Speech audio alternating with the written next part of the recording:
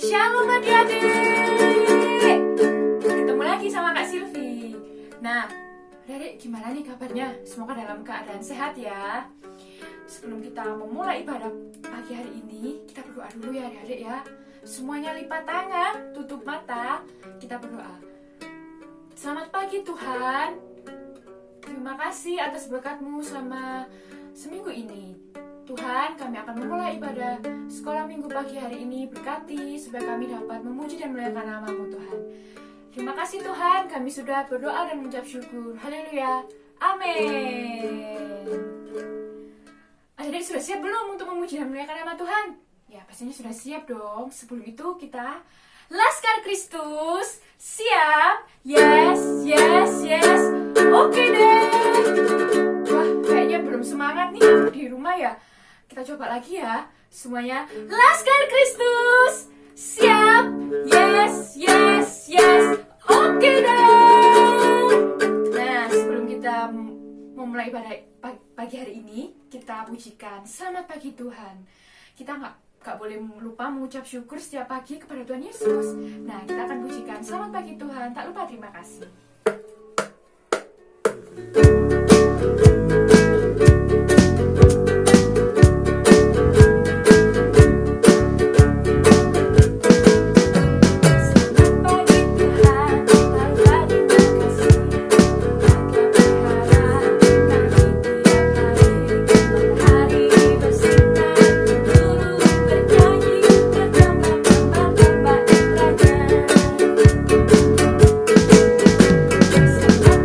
Tuhan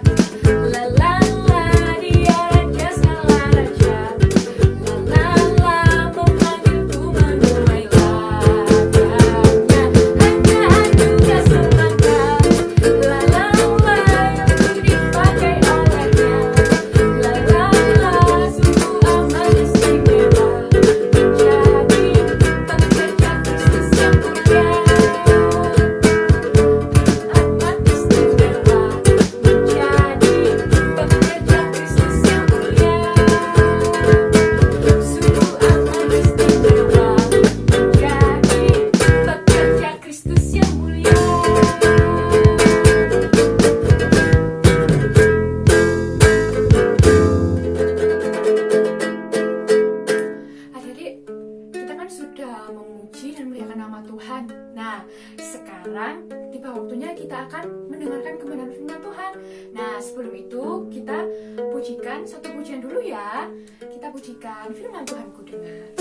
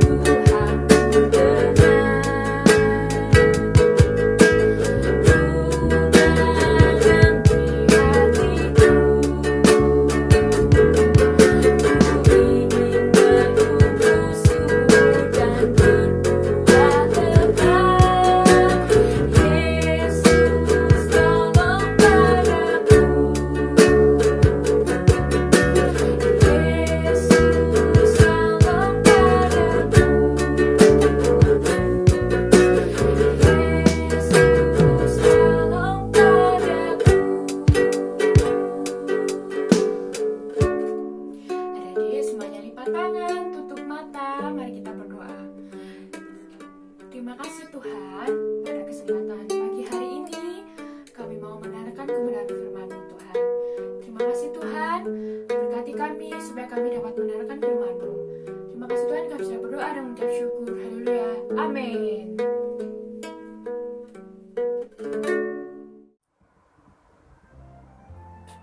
Hai, selamat pagi. Pagi-pagi, selamat pagi. Semangat. Oke, kita sudah memuji Tuhan dan tiba saatnya kita akan mendengarkan firman Tuhan. Yeay. Nah, hari ini kita akan belajar dari seorang gadis kecil lagi, seorang anak kecil lagi, guys. Jadi jangan pernah menganggap remeh seorang anak kecil. Tapi sebelum itu Kak Tata pengen ingatkan sekali lagi tentang hubungannya dengan cerita ini, yaitu tentang lagunya Naaman. Siapa yang masih ingat? Wes. Semuanya masih ingat, wes. Ingat Naaman kenapa? Sakit kusta. Naaman sakit kusta disuruh. Ayo, Elia apa Elisa ya? Ada yang masih ingat? Yeay, pinter. Elisa. Naaman sakit kusta disuruh Elisa berendam 7 kali di sungai Yordan. 1, 2, 3, 4 sampai berapa kali? 7 kali. Lalu tada, Naaman sembuh. Yeay. Tapi ternyata sebelum Naaman bisa sembuh, sebelum Naaman menenggelamkan diri di sungai Yordan, dan sebelum Naaman ketemu sama Nabi Elisa, ternyata ada satu gadis kecil dan dia adalah orang dari bangsa Israel. Lalu dia menceritakan tentang kasih Tuhan, tentang perkara Tuhan yang luar biasa, yaitu Allah Israel melalui Nabi Nabi Elisa.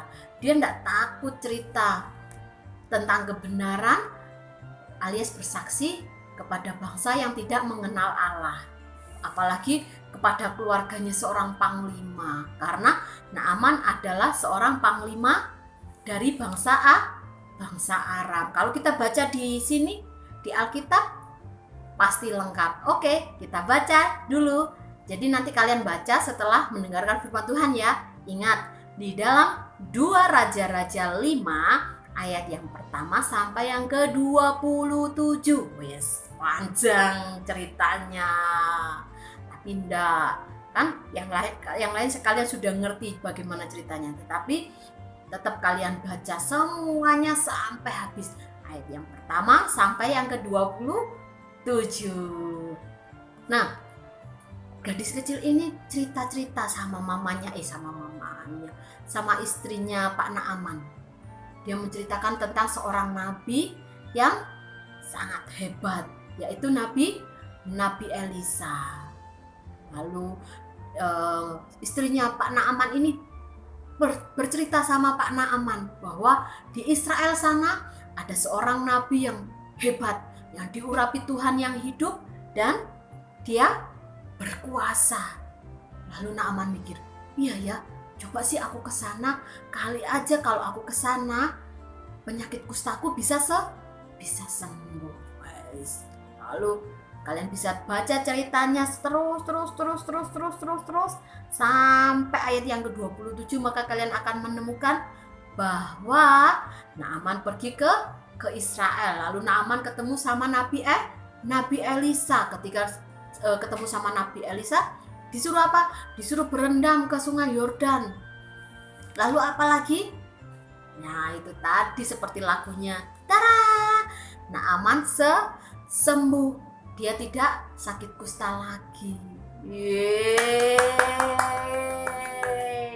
Nah, ternyata di balik kesembuhan Naaman itu ada satu yang berkontribusi atau berjasa, yaitu anak gadis kecil tadi yang ada di rumahnya Pak Naaman yang ada di Aram. Sekalipun dia di Aram, dia tetap menceritakan cinta kasih Tuhan loh, alias dia mau bersaksi. Nah, pelajaran hari Minggu ini ada 2. Yang pertama, kita belajar sama kayak anak kecil tadi, gadis kecil itu.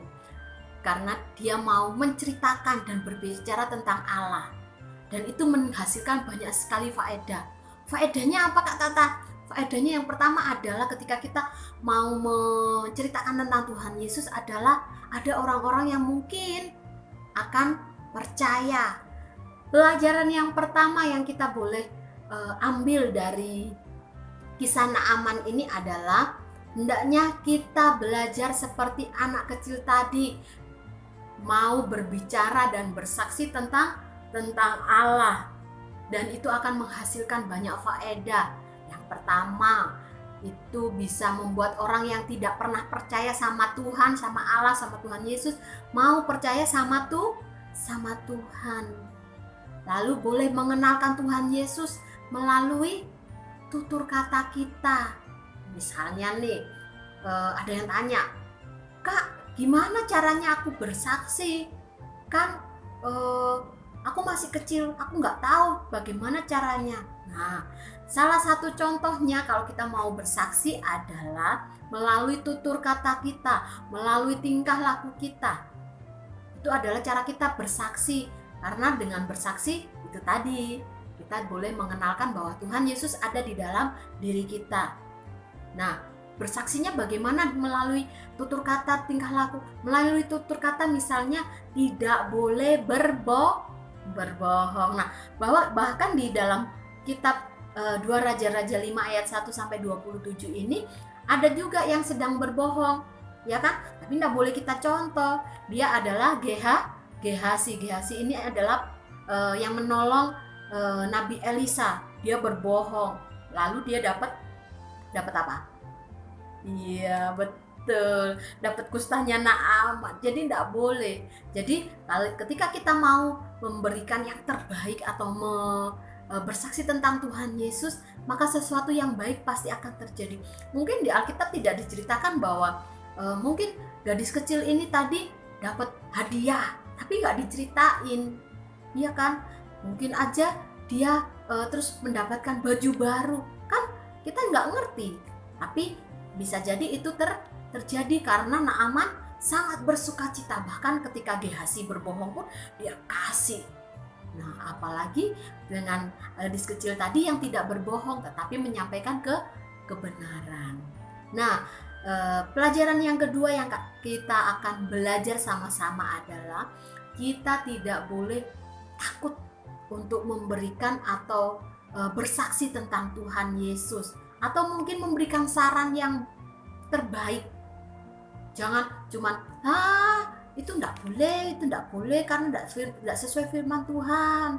Bukan hanya sekedar ngomong gitu aja, tetapi ngomongnya yang baik. Enggak boleh, itu tidak sesuai dengan firman Tuhan. Di Alkitab loh diajarkan seperti ini. Misalnya kalian mengambil dari 10 hukum. Tidak boleh mencuri. Tidak boleh bersaksi dusta. Nah, itu kalian boleh memberikan saran. Jadi boleh-boleh aja, tapi memberikan sarannya yang baik, yang benar, yang sesuai dengan kebenaran Alkitab. Pinter-pinter anak-anak sekolah minggu. Nah, hari ini kita belajar 2 hal, yaitu kita belajar bersaksi dan kita belajar untuk memberikan saran yang terbaik. Oke, kita akan berdoa. Semuanya lipat tangannya, tutup mata. Kita berdoa. Tuhan Yesus yang baik, terima kasih karena hari ini kami boleh belajar untuk menjadi seorang saksi dimanapun kami berada, dan kami percaya Tuhan akan menolong kami dimanapun kami berada untuk menyaksikan cinta kasih Tuhan kepada orang lain, terutama kepada mereka yang belum mengenal Engkau sebagai Tuhan dan Juru Selamat. Terima kasih Yesus, terima kasih. Kalau sebentar Tuhan kami akan melakukan aktivitas kami yang lain, Tuhan menolong memberkati kami. Dan hanya di dalam nama Tuhan kami Yesus Kristus kami sudah berdoa dan mengucap syukur. Haleluya. Amin. Nah, untuk ayat hafalan Kak Tata ingin kalian menerapkan dengan doa Bapa kami. Belum pada lupakan tentang doa Bapa kami. Ingat, doa Bapa kami ada di mana? Betul.